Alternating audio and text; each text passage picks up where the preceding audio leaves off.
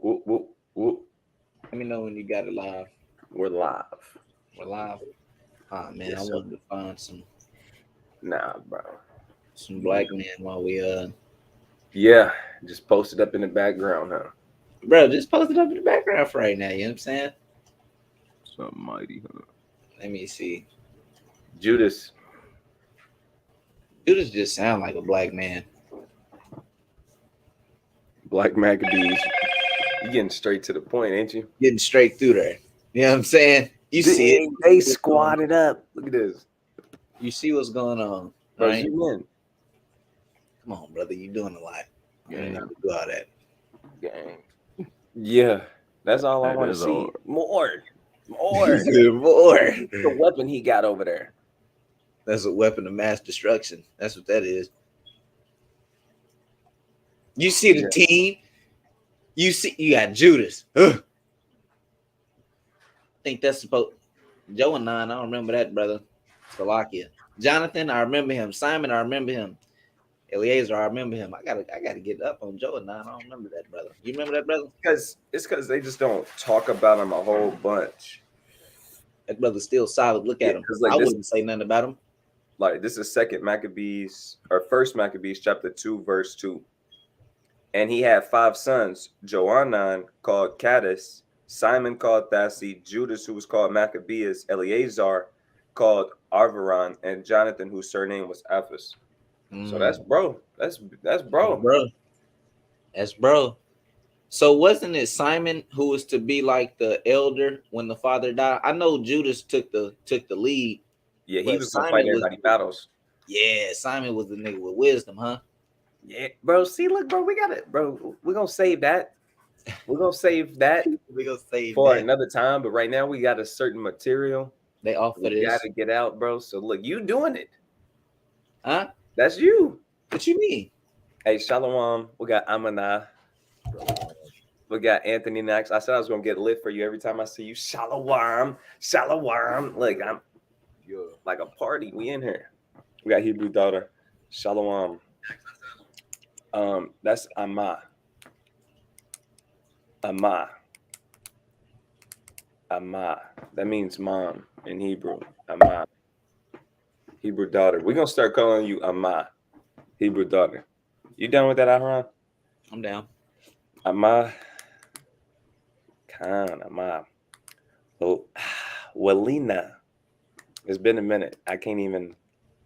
We went through the whole pronunciation. He said, Walina. I think it was a hard E. Shalom.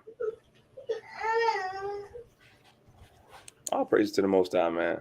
I'm gonna open up. Aharon got a good recap over some of the material we went over. We want to Mhm. get into some exciting stuff. Yes, sir. Khan. So first and foremost, we're gonna give all praises, all honor, and all glory to the Most High God, Yahweh, Ba'ashem, Shiach, Yahweh Shah. Con, let's get into it. Let's get into the recap. Last was it? I don't know. I can't remember if it was Wednesday. I think it was Wednesday. Yeah, Wednesday.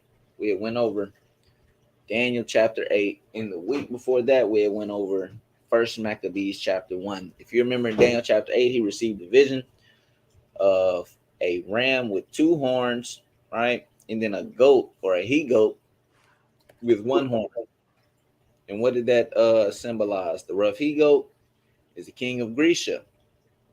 And the ram which thou sawest having two horns are the kings of Media and Persia. And we read that in First Maccabees 1 and 1, going over Alexander the Great and him conquering the Persian and the Medes. And then after that came up four notable horns, right? Those four notable horns are four kingdoms, which is the Diadochi or the Diadochi. You got Lysimachus, Cassander, Seleucus, and Ptolemy.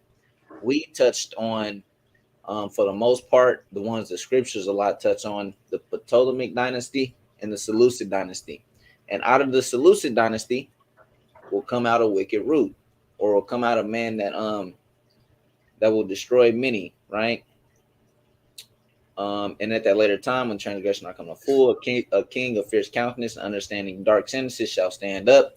That man being Antiochus, right? Antiochus Epiphanes, I believe, is what he goes by. And then we read through all of this. I'm not trying to go through there piece by piece because, like I said, we already went over it. Just a quick recap. But we did not touch on this part. It says, but he shall be broken without hand. That's what we're going to go over today, real quick. It's not going to be real quick because it's hot, but we're going to go over it today, right? So Antiochus, we're going to get into the death of Antiochus and how did he die, right? Because it says he shall be broken without hand. Let me see if I can increase the text size. That's nice right there. I like that. I like that. That's good. All right. Y'all brothers ready? Yes, sir. All right, kind. This is Second Maccabees, chapter 9, verse 1. Remember, we told y'all how Maccabees works. The book is everywhere. All right. When you're reading this book, it's going to be real confusing and real hard to read it from front to back, from cover to back, because it's not really just quite put together in that kind of way, right? You know, everything is at the Most High. It's put together how it's supposed to be put together. But, you know, you can read about Antiochus in the first Maccabees. You can read about it in the second Maccabees. You can read about his death right here. You can read about his death probably in another chapter, right? It's a lot everywhere. But I'm going to get to it. Second Maccabees chapter 9 and verse 1. About that time came Antiochus with dishonor out of the country of Persia, for he had entered the city called Persepolis and went about to rob the temple and to hold the city, whereupon the multitude running to defend themselves with their weapons put them to flight. And so it happened that Antiochus being put to flight of the inhabitants returned with shame. Now when he had came to Ecbatane, news was brought him what had happened unto Nicanor and Timotheus. Then swelling with anger, he thought to avenge upon the Jews the disgrace done unto him by those that made him flee. So Nicanor, first Nicanor gets ran off, right? He's angry already. Then he hears what happens to Nicanor and Timotheus. You don't know about Nicanor? We put Nicanor to shame, right? There's a whole day after Nicanor, right? We killed this man. He thought he was going to come through and destroy us. No, that's not how we rocking. That's not how these brothers is rocking. You know? Yeah. You're not finna pull up. You're not finna be an Edomite and pull up on these brothers and think stuff is just finna go cool. You know, I heard a breakdown somebody gave that this brother Judas Maccabees dealt hammer-like blows with his fist. I thought somebody said something about his name meaning hammer. Bro, no, you right. Okay. You right. Exactly. His name mean hammer because he dealt hammer-like blows. Boom! That was one of his nicknames back then, the hammer. It's a sound effect after every blow. You hear lightning crack in the background after you get hit. Ooh. Critical hits. Oh my God. Look at him. Yeah. Look at him. You're not pulling up on these men. You're not pulling up on these men with Nicanor. We put him to flight. Easy. That was nothing. You see all this glowing stuff around? That's called the spirit. You just looked it up That's on what Google. That is. Aharon. Type What's in. up? What did you type in? Maccabeus name meaning. Type in Maccabeus name meaning.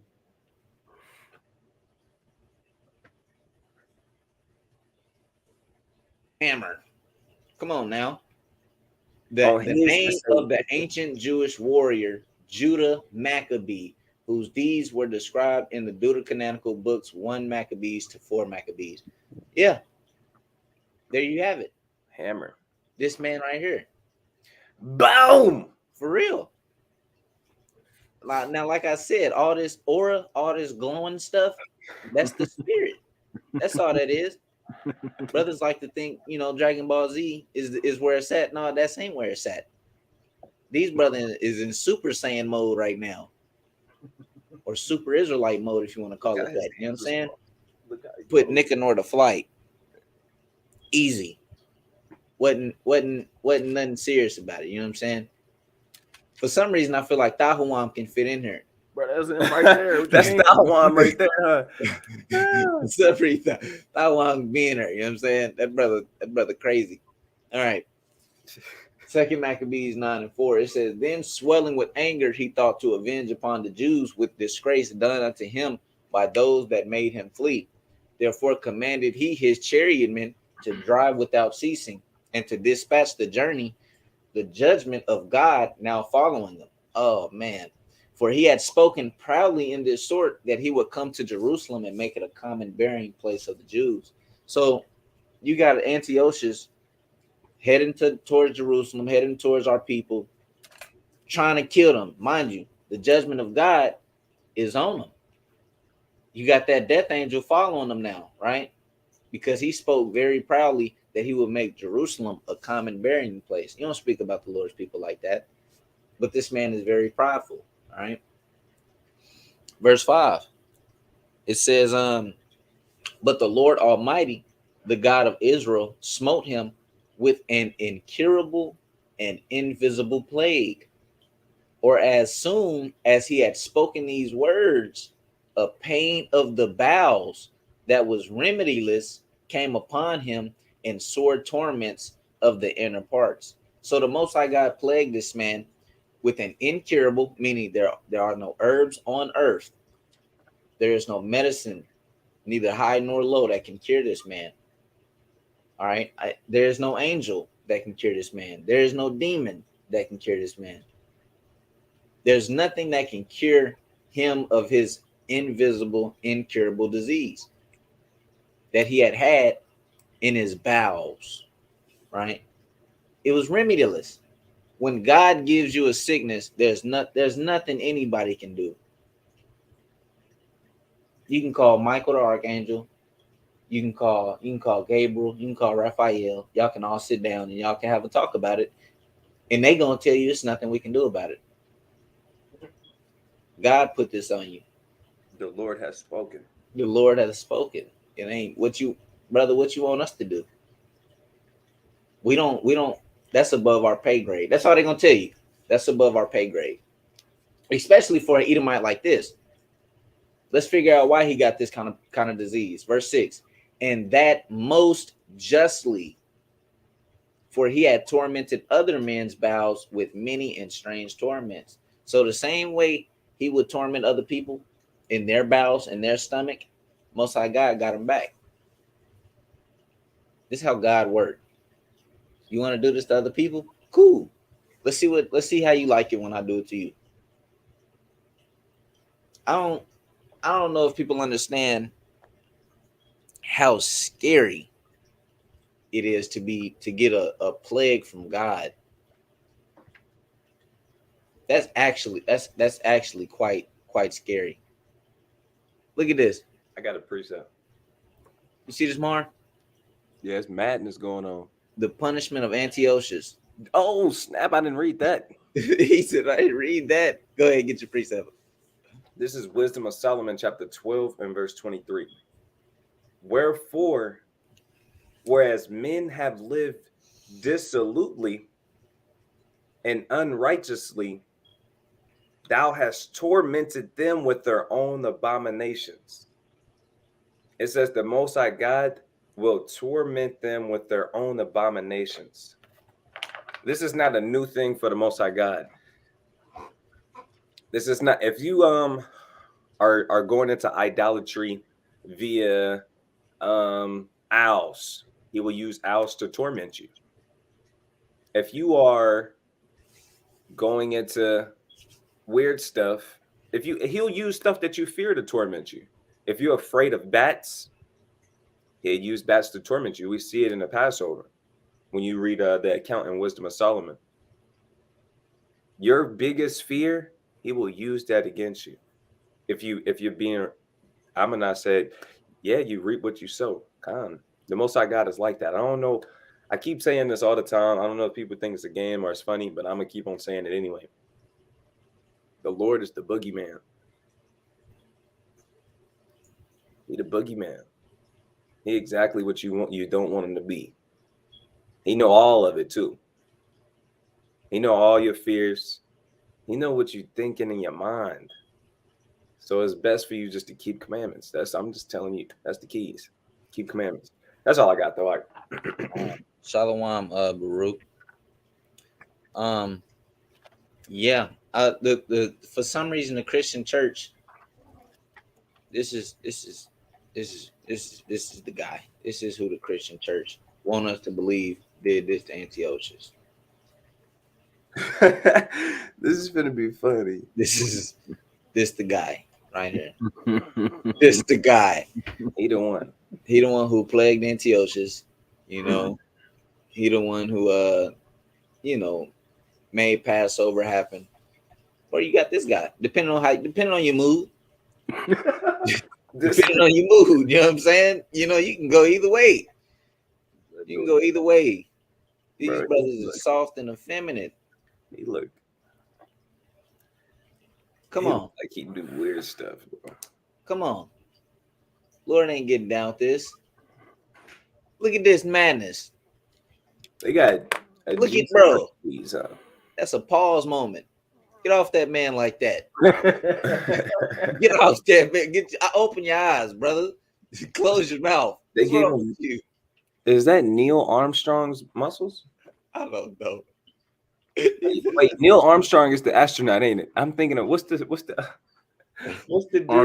Arnold Schwarzenegger, whatever his name is. I said Neil Armstrong. Ain't that the astronaut dude? Yes, I believe he is. Neil Where'd Armstrong. I get that from? My files. Files in my brain. I gotta go in and I accepted all the cookies. Right. Then you got this brother, the Neanderthal. Then you got the good Neanderthal who they depict as Jesus. Malachi said ooga booga. Ooga booga, right? Ooga right there. This who we supposed to believe plague Antiochus. That was a funny little moment. You know, that's not who I fear. I'm not gonna lie to you. That's why the Christian church don't have no fear of God in there, because they believe them men is the one that's controlling the universe. That's not true. That's not true. Think of these men ruling the universe. Picture a brother like this ruling the universe. Everything gonna be in order. I guarantee it. If everybody just knew what, come on, man. I'm not transgressing. Look at him with the fringes on. I'm not transgressing. Bro, I need me a garment. Right? Look at Simon's girdle back there. We in the same mind, bro. His lily is glowing. You see that? It wasn't even, that's the spirit. That's the spirit. God. This brother got an axe the size of my baby. What's going on? What's going on, man? Let's get back to it, man. Let's get back to it. The Lord is worthy to be praised and worthy to be feared, man. He's not your friend. He's not no fellow out here. You don't talk to him about anything. I remember one time I overheard a conversation between some women, and a girl was like, "Oh, you want those shoes? I'll pray that God gets you those shoes." That threw me out of the spirit. That threw me out of the spirit so quick, bro. God, that threw me out of the spirit. I was like, don't bother my God about no damn shoes. Right. That's all good. That's all right. All right. Read verse 6 again. And that most justly, for he had tormented other men's bowels with many and strange torments. Howbeit, he nothing at all ceased from his bragging, but still was filled with pride, breathing out fire in his rage against the Jews, and commanding to haste the journey. But it came to pass that he fell down from his chariot, carried violently, so that having a sore fall, all the members of his body were much pain. So this brother is still prideful.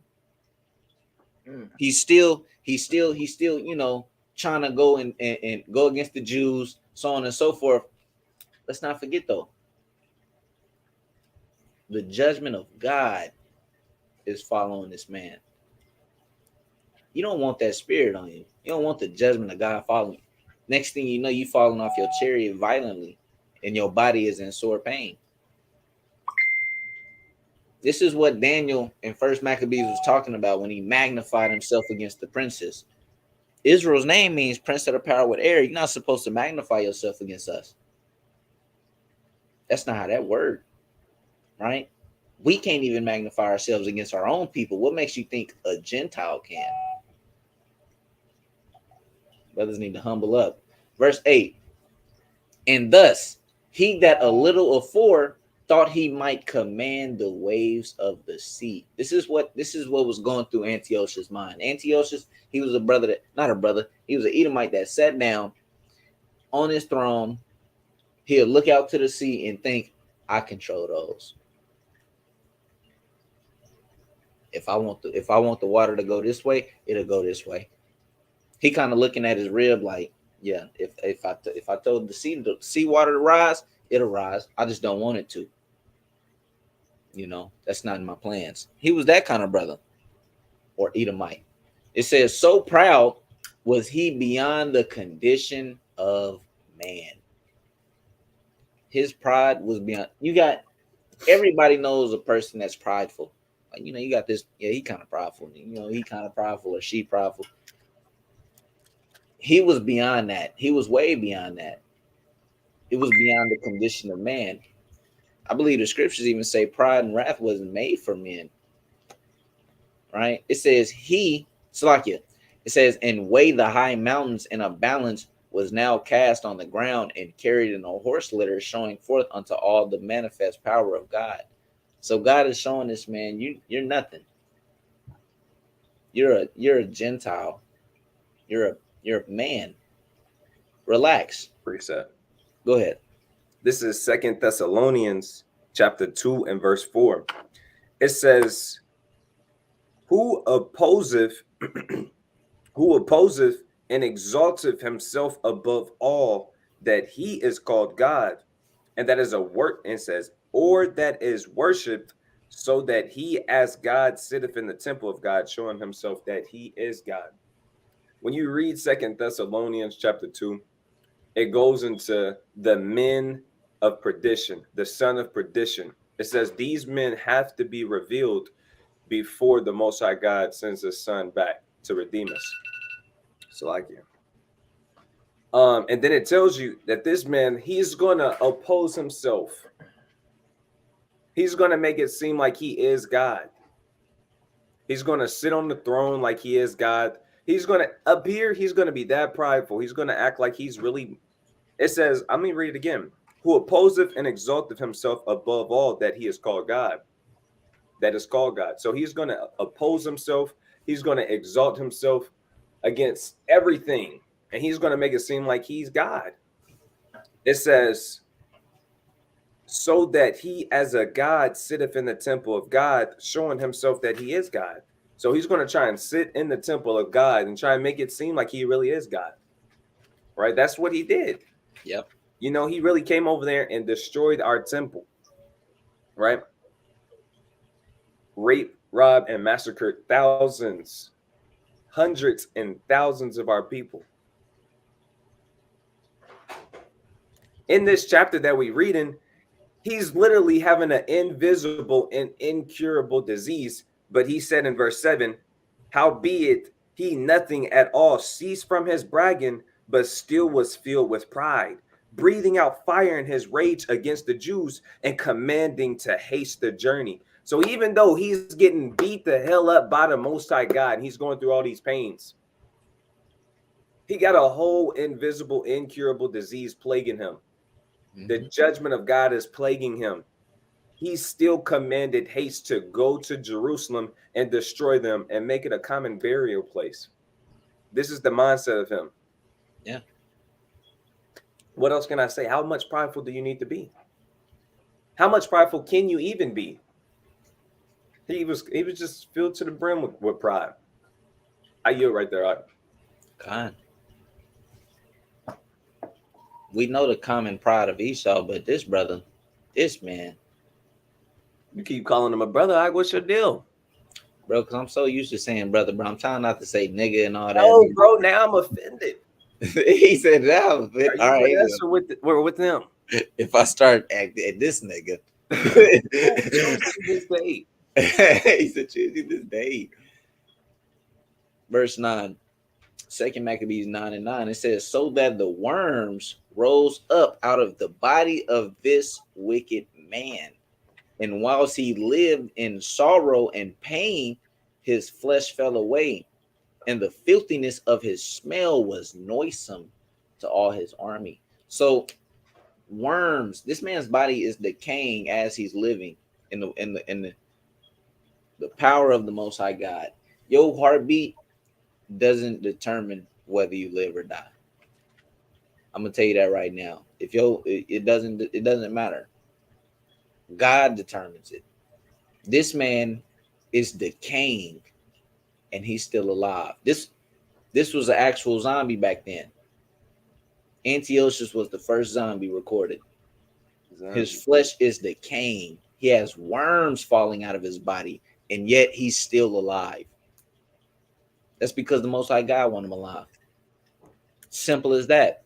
It says, and the filthiness of his smell was noisome to all his army. Imagine everybody know. I'm pretty sure everybody knows what a dead rat or a dead mouse smell like, right? Imagine that just even more with a human body. He kind of picking the worms out of his body. He got maggots in there. He kind of can't feel certain parts of his body. It may be numb. No. He can feel it. You're right. I Lord forgot. This is the judgment of God. Yeah, he can feel it. He can feel everything. He can feel maggots crawling around in him. Ah, God. Imagine, when stuff is decaying, there's a whole bunch of flies around. Yeah. It said his whole army could smell him. It was so loud, it was like a noise. Yeah. It was noisome. He just loud. We're outside, bro. You're way over there. Why? Who got that loud pack on him? He got the pack on him. Like, why are you so loud, my boy? Like, you're loud. Somebody poop. The smell is just screaming at you. That's off. Imagine in his mouth. He probably got them what's it called? Diarrhea breath. Probably got them sores in his mouth. Oh yeah, you already know he got the smells coming out of his mouth. That's rotten already. His gums probably weak. Probably squishy. Teeth. Anything he eat out. can't it, bro. Imagine when he eat, it probably don't hold nothing.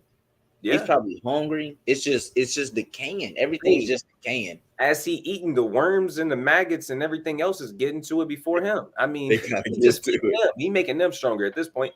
Right. He probably got patches of his hair starting to fall out. I mean, he's decaying. He's looking horrible. His eyes is just getting baggy. They probably red.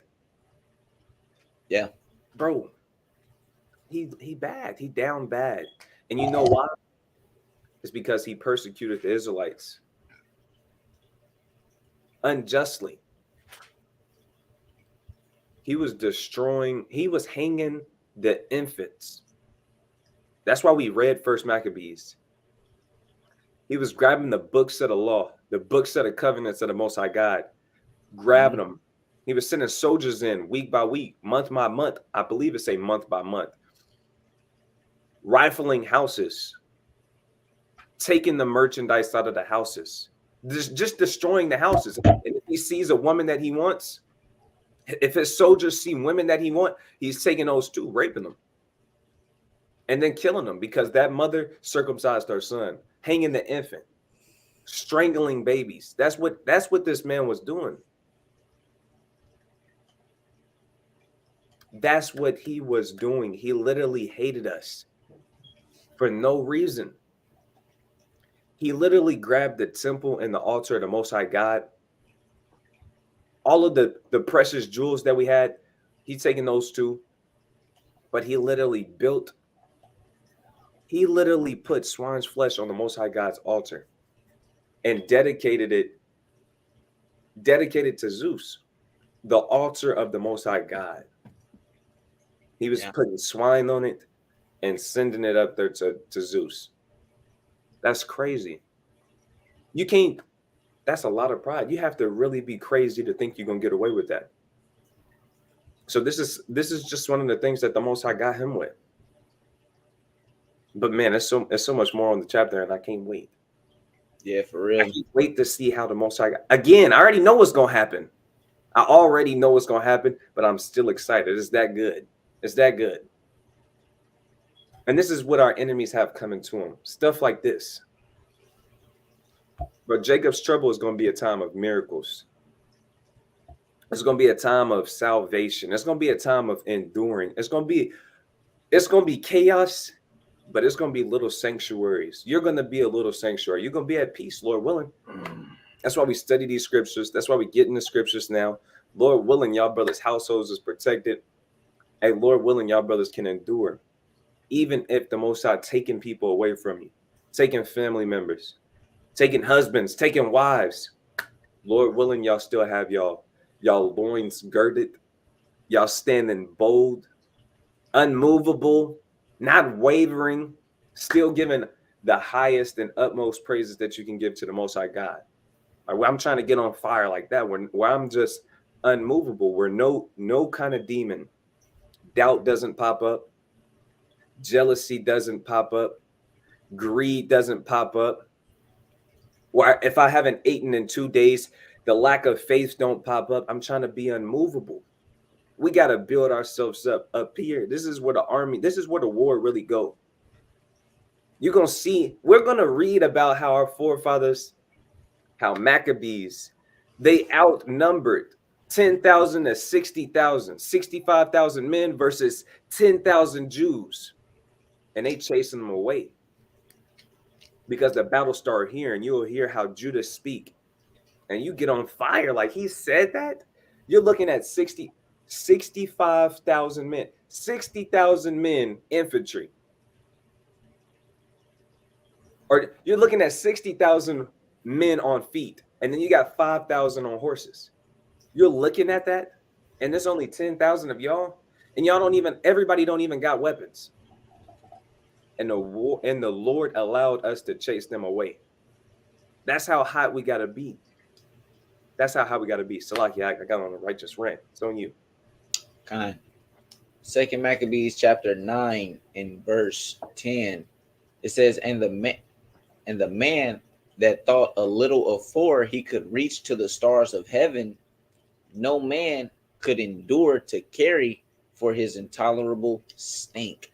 And that's kind of, I kind of looked it up a little bit. That's kind of what this image is going into a little bit. Let me see. He just dying. Look, worms coming out of his body. Men not even really trying to touch him. Look at this. Look at this dude. God damn, this man. Damn. That's what's going on. Look at him. It's just like this.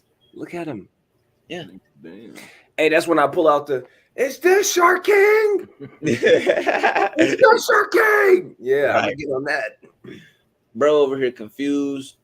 This dude like, damn, it stink. He overheard it was the Most High God Yahweh. He a little nervous. He don't want to touch him. Really, he just got commandment from him to touch him. Man, it's all hell breaking loose. Trying to fall in line. It's all hell breaking loose. These men over here, they not even trying to deal with it. Like, bro, let's just go, man. Let's leave him. He dead, right? But this was the man that thought he could reach the stars of heaven. Antiochus, the prideful. That's what I need to call him. Antiochus, the prideful, right? No man could endure to carry for his intolerable stink. I know me personally. Anybody can ask my ribs. I can't deal with smells. I can't deal with smells, man. Something stink. Nah, Man up, brother. Bro. That out of here. Man up, brother. Rules, bro. Gotta deal with smells. I want to hear all that. I want to hear all that. Watch out. What you say, Ak? My dog just farted. It's tough. He over here dealing with it. He fighting. It's Taz too. You know Taz, he be. It smell like garbage. That's Ty's main diet. Garbage. That's his chief diet. All right. It's white and mightier too. He's getting more and more potent. Ty's just trying to get y'all in the spirit of Antiochus, bro. That's it. It's really spiritual. We looked at the image. He went out, let some out. That's kind of, just go ahead and take a good whiff in, and you'll just close your eyes and imagine this. You know what I'm saying? Close your eyes and get into it. Just get into the spirit, brother. Oh, All right. Verse 11 says, here, therefore, being plagued, he began to leave off his great pride and to come to the knowledge of himself by the scourge of God. What does it mean to come into the knowledge of yourself? He probably sat down, stomach hurting. He probably sat down and just thought, maybe I am just a man. You know, he had a revelation. he had a revelation. Maybe maybe I couldn't control the waves of the sea. I can't cure myself. That's kind of what he thinking. I can't heal myself. Like, damn, you know, It just hit him all at once. yeah. I can't weigh the mountains in the balance. I can't do none of that. He start looking at himself. I'm just man, you know. And he came to that knowledge by what? By the scourge of God, by that judgment that was on his ass. It says his pain increasing every moment. You see that? You see that? You see that? It said his pain increased every moment. Things are getting worse and worse and worse and worse and worse and worse and worse and worse and worse. It's not getting better at all. Look at how crazy the Most High God is. I'm telling you, he's crazy. Just doing a man. Alashadya. Straight like that. Hey, the great and terrible God. There you go. Alashadya. Not Caesar Borgia. All right, verse 12. And when he himself could not abide his own smell, he said these words, it is meet, or it is good to be subject unto God. Look at him. Look at him. Now he getting it. Now he got understanding. Now he's starting to see. Out of nowhere, he leveled up and understand. Yeah. You know what? Actually, maybe it's good to submit. The Jews' God is I knew he was a real God. I knew he was that guy the whole time. Look at this. And that a man that is mortal should not proudly think of himself if he were God. Mind you, he came up with this when he was sitting down and he couldn't even take his own smell. He in there like, damn, this stink, man. You know, I'm gonna get a little graphic. You know, when you're using the toilet, you can tolerate your own smell. You know, by the grace of God, you can tolerate your own smell. Yeah. This man couldn't tolerate it no more. He's sitting there and his flesh is pouring out. And now he just like, you know, it's good to be subject unto God. It's good. It's really good because I'm just a man. I'm just a mortal man, you know. I shouldn't even been on that time. But the Bible's still on his head. This wicked person vowed also unto the Lord, who now no more would have mercy upon him, saying thus. Here's how great and merciful the Most High God is. The Most High God still bestowed mercy upon people, even the Gentiles to a certain degree. I'm not saying the Gentiles can receive salvation. Somebody's going to type that. Somebody's going to find me saying that and be like, see, the Gentiles can receive salvation. That's not what I'm saying. All right. But the Lord is now no longer going to have mercy upon him. Damn this vow. I don't care about your vow. The Lord don't care about your vow. You are a wicked person. You are an evildoer, right? The Lord is not dealing with you anymore. Verse 14. This is his vow. That the holy city to the which he was going in haste to lay it even with the ground and to make it a common burying place, he would set at liberty. So basically the holy city he would set at liberty or freedom. And as touching the Jews, whom he had judged not worthy so much as to be buried, but to be cast out with their children to be devoured of the fowls and the wild beasts, he would make them all equals with the citizens of Athens. So You see that? this is still off. Still off.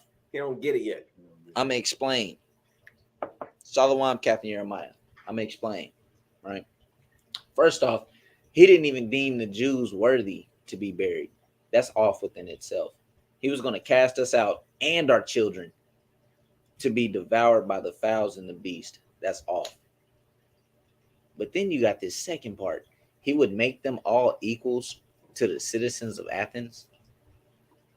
Even to a Jew, even to the Israelite mind, that's still off. We're not equals with you. We're not equals with your people. Give me Deuteronomy chapter 7, verse 6. Right. Bring that out. That's what it is. That's exactly what it is. Is Malachi grabbing it or I gotta grab it? I'm there. He grabbing it. This is the book of Deuteronomy, chapter 7, and verse 6. Tell him to get close to the mic. For thou art an holy people unto the Lord thy God. The Lord thy God hath chosen thee to be a special people unto himself above all people that are upon the face of the earth. No. Hold on. He was we equal with the citizens of Athens. Above all people that are upon the face of the earth.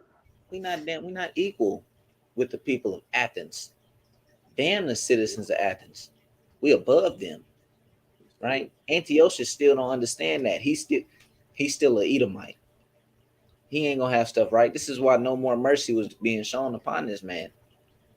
Right? What he should have did was gave his whole kingdom over to Simon. He should have gave his whole kingdom over to this brother. That was his best case for him. That's the best move. Hey, let my people be in servitude and be tributaries unto you. To this man.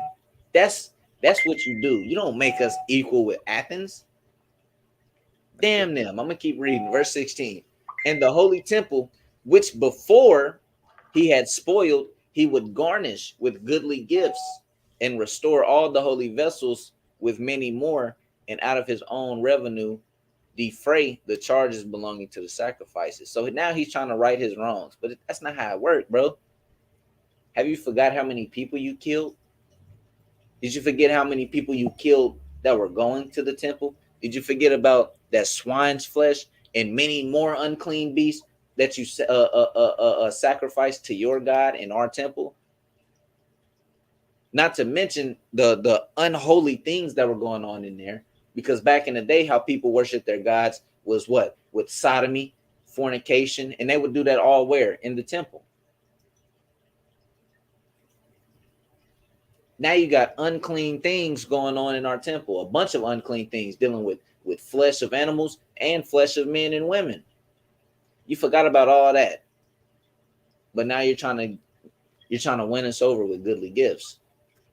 That's not how it works. That's why the judgment of God is still on you. That's not how it works. You still got to pay for that. Here's the funny part. Verse 17. Yea, that also he would become a Jew himself and go through all the world that was inhabited and declare the power of God. Now he's some sort of apostle. Now he said, I'm going to become a Jew. That's what kind of time he was on. That's Esau. So this is proof that they taken the point. That's Esau. Mine, don't get what is it? Don't get dismayed by this kind of terminology, him becoming a Jew, right? That's not him actually becoming a Jew. It's just him trying to keep our customs, him trying to worship our God, so on and so forth. He was not a part of us, right? But he's seeing what God was doing to him. Now he got to tell people, look, I don't know if you ever heard of Yahweh, but he real. All right. I'm here to tell you that now. He's real. Believe me, pal. I was king. Now I'm a humble servant of Yah. I was a God. Now I'm a humble servant of the Most High God. You know what I'm saying? Believe me, he's real. And this is the Most High God. This isn't something that this isn't new. This isn't something new the Most High God did to this man. He humbled Nebuchadnezzar almost in the same fashion. He turned Nebuchadnezzar into a beast because what? He was acting like a beast, right? He turned him into a beast. Antiochus, he just had to get it the worst way. Verse 18. But for all this, his pains would not cease, for the just judgment of God was come upon him. Therefore, despairing of his health, he wrote unto the Jews the letter underwritten, containing the form of supplication after this manner. He's trying everything.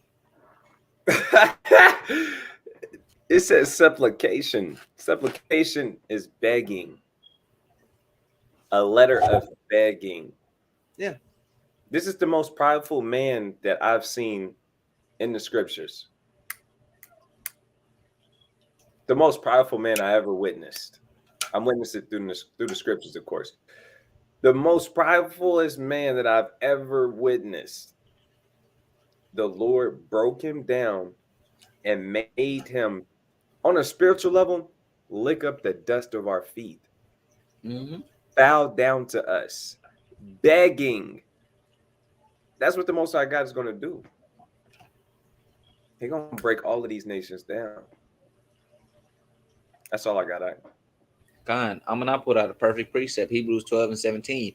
For ye know how that afterward, when ye would have inherited the blessing, he was rejected, for he found no place of repentance, though he sought it carefully with tears. This man seeking repentance carefully with tears. It's too late though. The Most High God is no longer going to have mercy on you. Same, take this lesson and apply it to ourselves. Stop playing with God as if he's going to forever continue to just show you mercy and not judge you. Act as if you finna run out of mercy. Act that way. That's where fear comes in. That's good. You need the fear of God. That's good. Fear as if you're going to run out of mercy, as if you're going to run out of repentance. Then the judgment is going to be on you. That's that's how you got to live your life.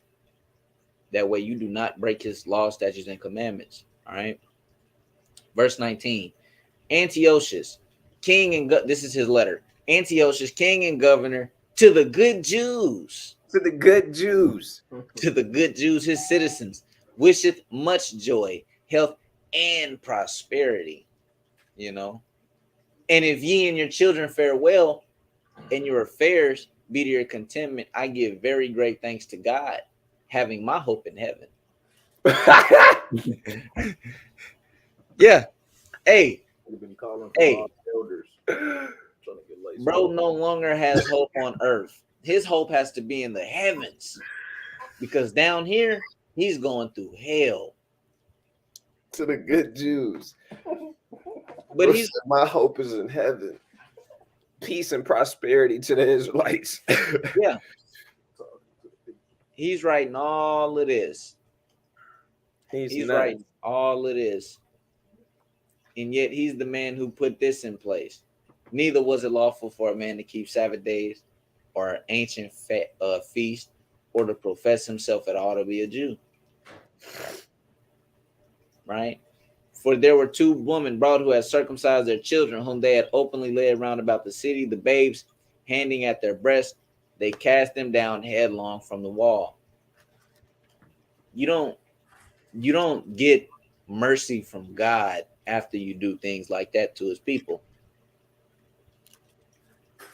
That's what Esau trying to get today. Well, those were my forefathers, and I just apologize for everything they did. It's not how it worked. That's not how it worked. You don't get to just do whatever to a people and not get a punishment for it. Do whatever to children. Do whatever to the elderly. Do whatever to women. No, you don't get to do that. You don't get to write a letter. You don't get to become a damn Jew and think everything is okay after you did everything for these people. It's not how it's working. Verse 21, as for me, I was weak, or else I would have remembered kindly your honor and goodwill returning out of Persia and being taken with the grievous disease. I thought it necessary to care for the common safety of all, not distrusting mine health, but having great hope to escape this sickness. You ain't escaping this damn sickness. He said having great hope to escape this sickness. He probably read about Shadrach, Meshach, and Abednego escaping fire. He probably read the scriptures and thinking it's good to hope in the Lord. Maybe I'll escape this sickness. It wasn't for you. He was probably hoping that all the Israelites would come together and, you know, kind of just fast for him. That the Lord save him. When the Israelites got this letter from King Antiochus, I know they was doing double backflips of joy. Probably laughing. They was literally mocking and scoffing him. I'm sure of it. Mm-hmm. Just how we mocking and scoffing. Didn't the Lord says, in your calamity, I will mock you? I know that the Israelites was mocking him. Just how we mocking him. Like, yeah. I wish more would have happened to him. I wish something would have happened to his son. I wish everybody would have got it.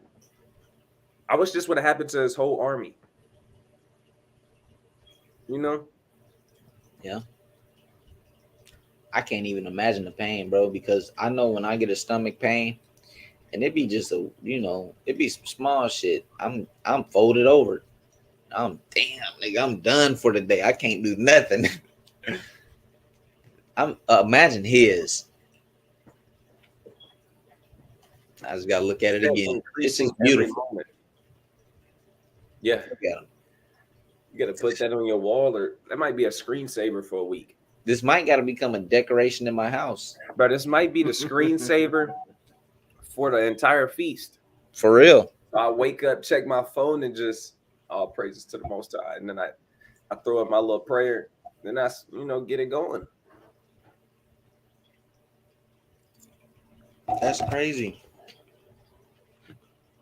That's crazy, bro. He said, hoping to escape this sickness. Don't do that. Don't do that. You should have went and grabbed a bottle of wine and took it to the head, bro. Bro, you was better off smoking yourself. Look at this. This is Wisdom of Solomon, chapter 6, verse 6.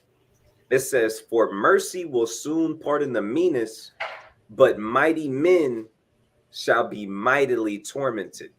Yeah. Mighty men shall be mightily tormented.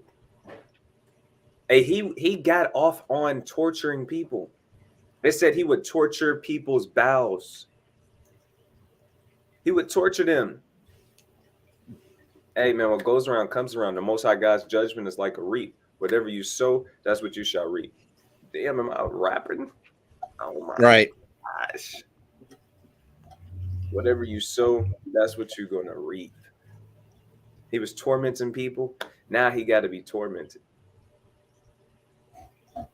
Now he got to be tormented. Getting tormented by another man, a intolerable thing. Yeah, this just sucks. It's tough to deal with that. You might have somebody who really got good ideas. Yeah. And they've been doing this for a while. They really know. They might be zapping you with a damn, what is that? A taser. Might be hooking up the car, what is it? The negative and positive to you.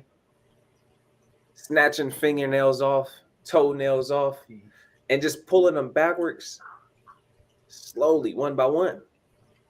And he getting into it. He really enjoying it. Getting into it. I'm not good at torturing people. I can't think of others. I ain't never just did that. So, but just think about it. Edomite torturing you, and he prying your mouth open, feeding you food to make sure you stay alive. You trying to reject it? It ain't going like that. Dunking, making you stay up for days at a time.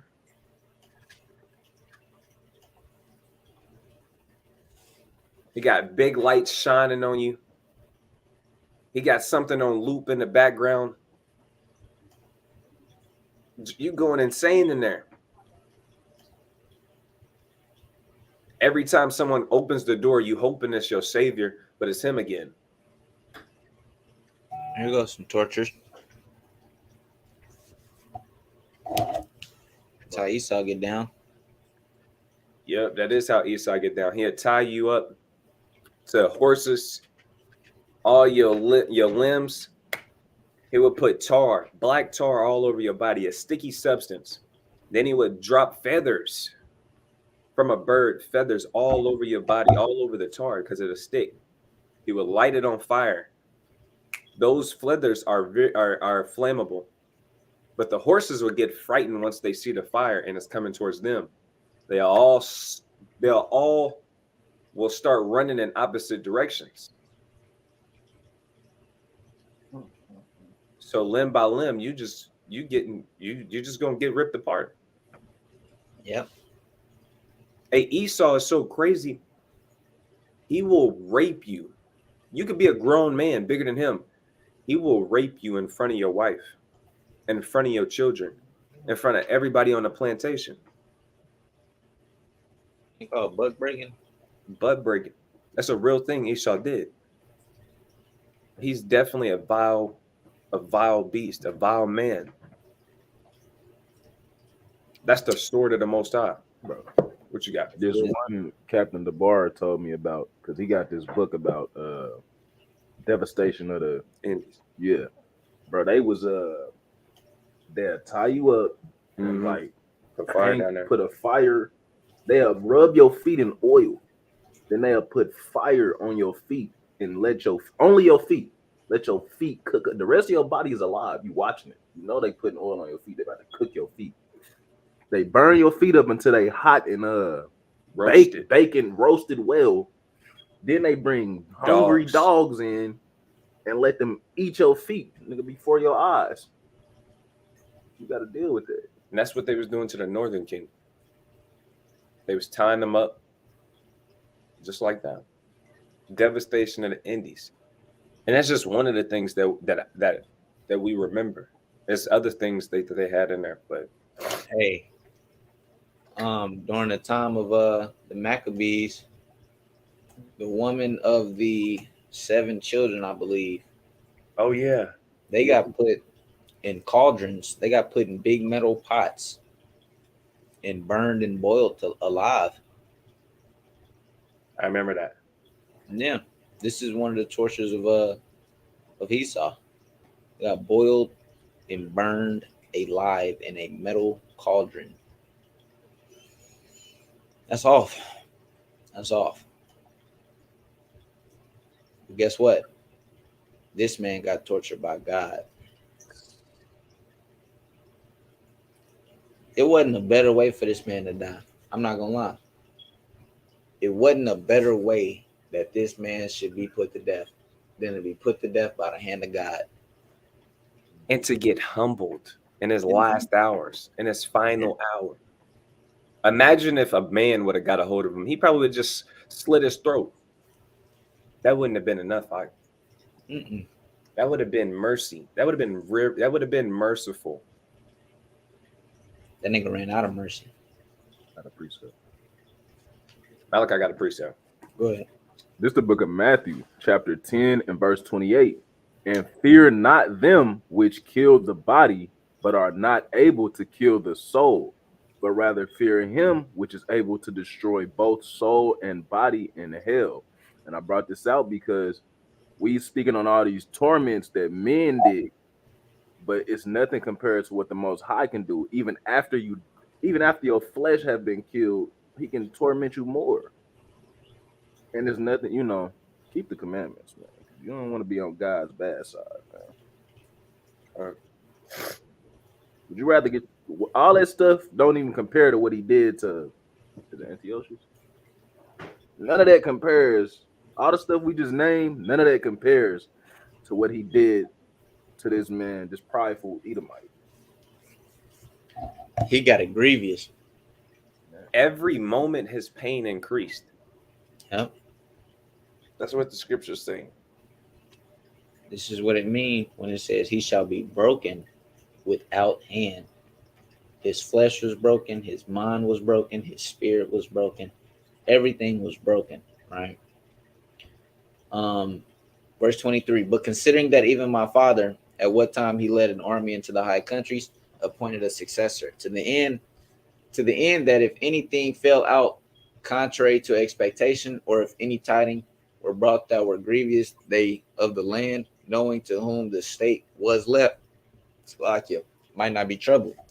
Again, considering how that the princes that are borders and neighbors unto my kingdom wait for opportunities and escape what shall be the event, I have appointed my son Antiochus king, whom I often committed and commended unto many of you when I went up into the high provinces, to whom I have written as followeth.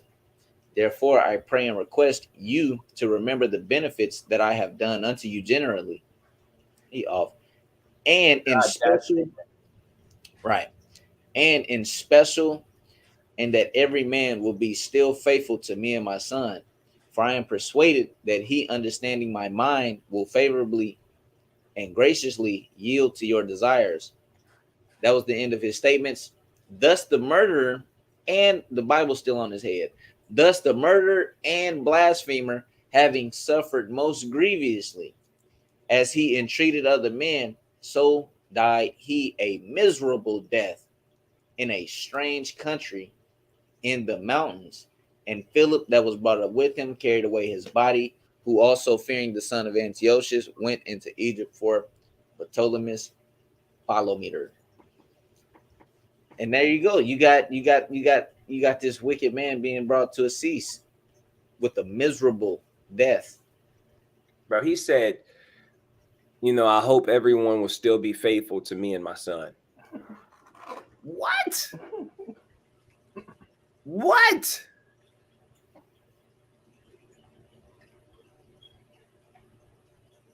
That's crazy. That's crazy. All right. Now let's fly over here real quick. We're going to read this account. I wanted to read this chapter in Maccabees, but like I said, like we talked about the feast, it's 8 days long.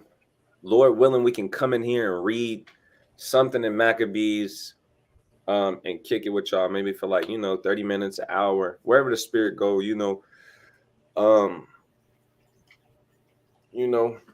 hopefully. So there's other chapters, other accounts. Maybe we'll read the whole account later on in the week in First Maccabees chapter 4. But I want to get the main point where they established this the feast of rededication. And maybe we'll go into it more keenly and precisely throughout the feast day. No rush. We got 8 days to dive into certain accounts, figure out who this is. Even me myself, I still want to go in here and figure out certain things that I didn't know too. So let's get it. So this is First Maccabees chapter 4 and verse 59. So you need this precept. This is the feast of rededication. It says, First Maccabees 4 and 59. It says, moreover, Judas and his brethren with the whole congregation of Israel ordained that the days of the dedication of the altar should be kept in their season from year to year by the space of 8 days from the 25th day of the month of Caslu with mirth and with gladness. So the children of Israel, along with Judas and his brothers, they ordained that the feast should be kept in this season every year. That's what it means when it says year to year. So every year, year by year, by year by year, you're going to keep this in its season. The season is definitely 100% winter. I'm gonna show you how we know this real quick, and then I'll get back to this. So it's in John real quick. John 10 and 22. John 10 and 22. It says, and it was at Jerusalem the feast of dedication, and it was winter. So we see that Yahushua, he kept the feast of dedication in the winter, right? So don't keep feast of dedication in the spring. Don't keep it in the summer. Don't keep it in fall. Keep it in the winter. It says from year by the space of 8 days. So this feast day is 8 days long. A lot of people know it as Hanukkah, right? A lot of people know it as Hanukkah. But we know why we're celebrating this, right? It's because we had nasty Edomites come and sack our temple, profane our temple, and the Judah and the brothers of Judas Maccabees and the other Israelites, they cleansed it and they rededicated the temple. It was so dirty and so defiled, they knocked it all down and they built it back up. Right? Lord willing, we can get into that account some other time. It was so dirty. Look, they was offering up all kind of unclean beasts in honor of other gods. It was nasty. So we had to re-cleanse the temple. We had to re-cleanse the altar. We was knocking stuff down and we was building it back up. You know. So this feast day is for the span of 8 days. It says from the 5 and 20th day of the month of Caslu with mirth and gladness. So this is not a feast day like the Day of Atonement. The Day of Atonement is not about making mirth. It's not about gladness. It's about afflicting your soul. Right? But this feast day, it's about mirth and gladness. And man, go buy that drink. Go buy that expensive wine. Go, bro, put on that garment. You know, it's been in the closet. Bring it out. Wear that garment. Wear your nice pair of shoes. You know, get your hair braided. Clean yourself up. Put the oil on your face. Get lit for the Most High God. This is the time for that. This is literally the time for that. Yeah, it's the time for that. Let me grab this precept in Ecclesiastes. Hey, Salakia. Yes, sir. I want to read this real quick, just real quick, because we right here. Okay. Since we're right here. All right. Verse 61, and they set there a garrison to keep it, and fortified Bethsura to preserve it, that the people might have a defense against Idumea. Just to show that these Greeks, these niggas was Edomites, not these ain't Japhite. Wait, what was that? What was that? Verse 61. Okay, Khan. I was gonna keep reading on that. Khan. I didn't know you was right here. Yeah, I was right here the whole time. But Okay, you know, niggas think that Greeks is Japhites, and no. it's such a terrible doctrine. You talked about that. Talk about it again. Talk about it again, real quick. I know it. Okay, when you go back to the word Greek, I got to speak about it a lot. When you go back to the word Greek, it goes back to Javan, which is Japhetic, right? Alexander and his people took over the Greeks, and they became Greeks, right? And they like to say, well, if you look at this, they're Greeks. The white man is Japhites. No, right here we can read that they had to fortify their city in defense against Idumea, which is Esau. These are the Greeks that we've been having troubles with the whole time in Maccabees. It's not Japhites, all right? They're Edomites. And our people knew that back then, all right? Shalaki, go ahead. Khan. So this is Ecclesiastes 3 and 1. It says, to everything there is a season and a time to every purpose under the heaven. So everything has a season. It's a time and a place for everything. A time to be born and a time to die. A time to plant and a time to pluck up that which is planted. A time to kill and a time to heal. A time to break down and a time to build up. A time to weep and a time to laugh. A time to mourn and a time to dance. There's a specific time to do anything. right? You don't go to a funeral and start cracking jokes because that's the time to mourn. You don't come to the feast day and be mourning. You come to the feast day and you suck your tears up and you make mirth for the Most High God. You laugh with your Akim. You spend time with your brothers. Right? It's a time to actually make them jokes, them biblical jokes. It's a time to say, put me up again. Do the double backflip. Do it. Put on that garment. I know it's clean. I know it's all white, but wear it anyway. Wear it anyway. Wear it anyway. Wear the nice cologne you've been having. Spray a whole bunch on. I don't care. Turn up for the Most High. You turned up in the world for years. You celebrated in the world for years. You celebrated Christmas and you was happy every time. You made sure you came to Thanksgiving with a good mindset and a good spirit. You celebrated Mother's Day and Father's Day. You celebrated Valentine's Day. You celebrated them. If you're not wearing green, I'm going to paint you, whatever that day is. You celebrated 4th of July. You celebrated those things and you had fun. You got turned. You lit up. You enjoyed it. You enjoyed every bit of it. And you still got those memories. To hell with all of that. We're going to enjoy this. We're going to make mirth and gladness about this.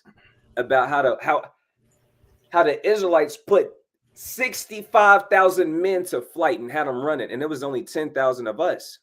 And then we rededicated our temple. We're going to celebrate that. We're going to take a toast to that. We're going to dance to that. That's music to my ears. How our forefathers were so mighty and valiant and had so much faith in the Most High God. They made war against another army who had 5 times as many people as them. That's how hot we finna get. Yeah, we finna ball out. Go buy it. Go buy the expensive wine. Go buy the cognac. Whatever you like drinking. If it's tequila. I know some brothers like sipping vodka. I'm not going to point no fingers, but do it. To do it. Go do it. Give your brother a hug, man. Tell your brother how much you care about him, right? Get on fire for the Most High God. Read a chapter with your brother tonight. Do something. Don't bring no bad vibes today. This is a bad vibe free zone. And we trying to stay lit and in the right spirit and in the right mindset for 8 days. A lot of people don't know how to just be happy for 8 days. Nigga, be happy. Be happy. Enjoy this. Enjoy this. Enjoy this. He gave this to us in captivity. Enjoy this. Because far greater evils are going to come. Worse things is going to happen to us. The Israelites are going to be persecuted here in a minute. Enjoy this while you can. Enjoy this while you can. I'm telling you. I know you see everything that's popping off with these brothers. Kanye, Kyrie's, DC Young Fly. You know, the list goes on and on, brother. Everyone knows that they Israelites, but here in a minute, they're going to flip the entire script and they're going to say that they're going to literally persecute the Israelites and say that we're doing this. It's going to be an Edomite that kill them, but they're going to say the Israelites did it. Yeah. Here in the minute, persecution is going to come. So enjoy this. Enjoy this while you can. This is your portion. This is your portion. Verse 60 says, at that time also they builded up the Mount Zion with high walls and strong towers round about, lest the Gentiles shall come and tread it down as they had done before. So not only that, they built a strong defense. And brother, on a spiritual level, you got to build a strong defense. There's going to be demons lurking all week, principalities all week. They're going to try and get you out of the spirit all week. But now you got to build that strong defense and you got to protect Zion. That's what you're going to have to do. I'm telling you, there's going to be plenty of things that happen in the next 8 days that try and get you out of the spirit. I promise you, each and every one of y'all that hit the chat, is going to happen. But you can't let that happen. You got to make mirth and gladness. That's a commandment. That's a commandment. It says, and they set there a garrison to keep it and fortified it. It says, and fortified Bethsura to preserve it, that the people might have a defense against Idumea. Now watch this. I'm going to read the next part. Mind you, the books that we have in the Bible was not divided by chapters. They were cohesively, they was put together. They didn't have chapters and verses. That's something that we have, and that's added to it so we can pinpoint precepts more accurately, and it don't consume as much time. That's why when Yahushua was on the scene, he just said, have you not read? Have you not read? Isaiah said this. He didn't say Isaiah 66 and verse 1 through 15. He didn't say that. He said, you didn't read, nigga? Isaiah said it. Why you don't know what I'm talking about? Anyways, chapter 5, verse 1. Now when the nations round about heard that the altar was built and the sanctuary renewed as before, it displeased them very much. As soon as we built up our altar, rededicated the altar, sanctified it, why is the other nations hating? Why are y'all upset at that? Don't y'all got your own gods? Why y'all tripping over us? But they despised it. They hated it. And this is the key. I'm going to go to it in 1 Peter.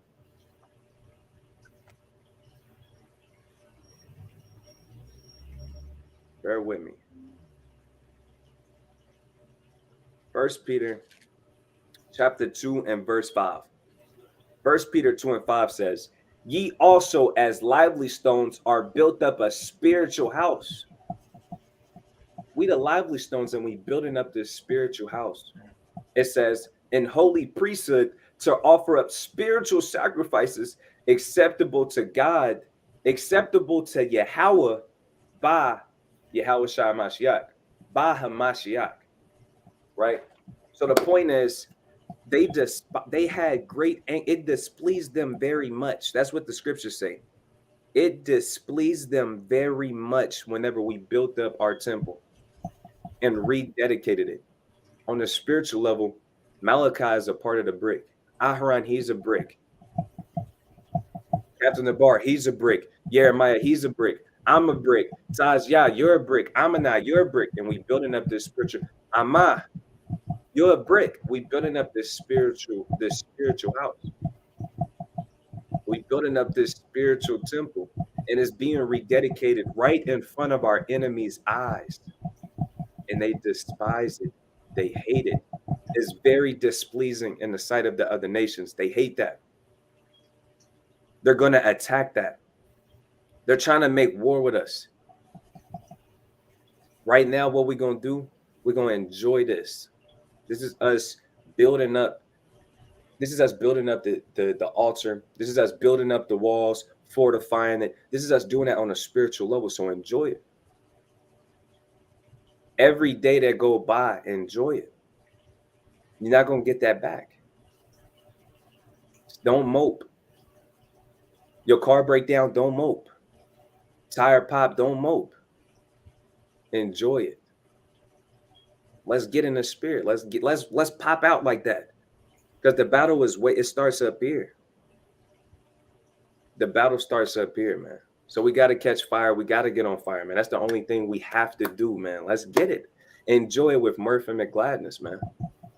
Your wife might say, why is you just so happy? Because it's feast of dedication. We're going to turn up. That's right. That's right. That's what we're going to do. That's what we're going to do. All week. All week. Brothers coming over. I'm playing music loud. I don't care if the neighbors are upset. I'm lighting frankincense and myrrh. I'm doing it. It's going to be smoky in here. I'm trying to have the spirit of God in here. I'm going to do it.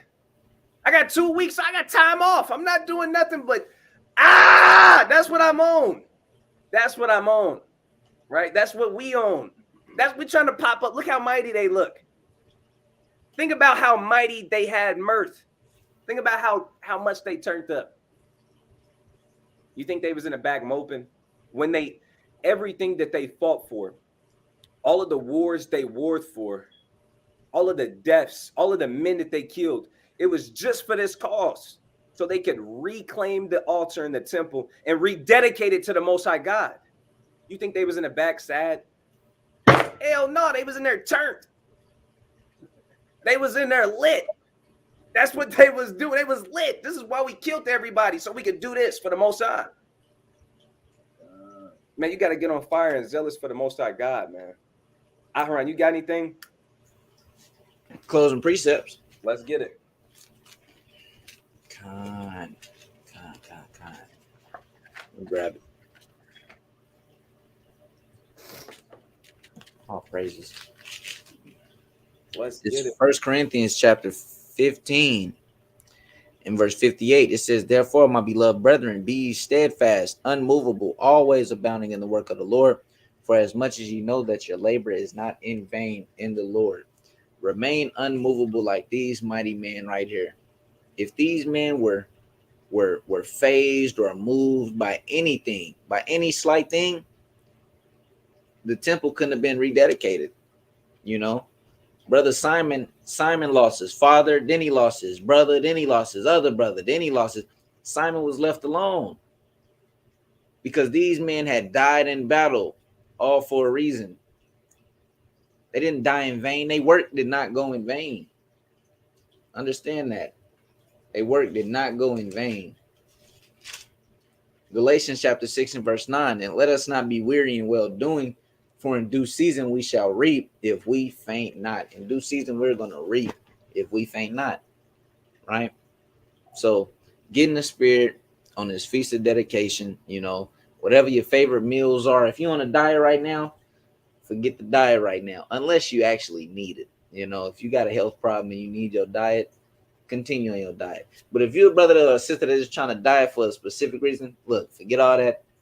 Eat your favorite meals, drink your favorite drinks, live it up.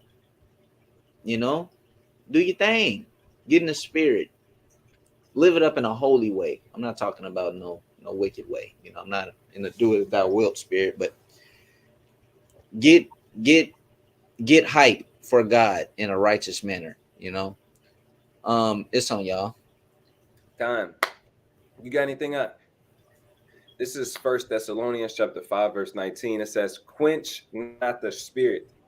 The last one being Sirach chapter 43 and 30. It says, when you glorify the Lord, exalt him as much as you can, for even yet will he far exceed. And when you exalt him, put forth all your strength, and be not weary, because you can never go far enough. So you can never go too hard for the Most High God. You can never say Kwam Yasharal loud enough. You can never say by Shema Mashiach Yahushua enough. Man, shout for joy, bro. These are some of the best times of our lives, man. Being able to serve the Most High God with a ready mind, with a ready spirit. So the water for everybody that tuned in, and we finna take off the camp. We actually we running a little behind, but it was well worth it. The water for tuning in and being active in the chat, man, it means a lot. We'll see y'all soon. Lord willing, we'll see y'all tomorrow. And you know, we just break bread from there, man. But with that, we're gonna give all praises, all honor, and all glory to the Most High God, Yahweh, Ba'ashem, Hamashiach, Yahushua, Shalom. Shalom.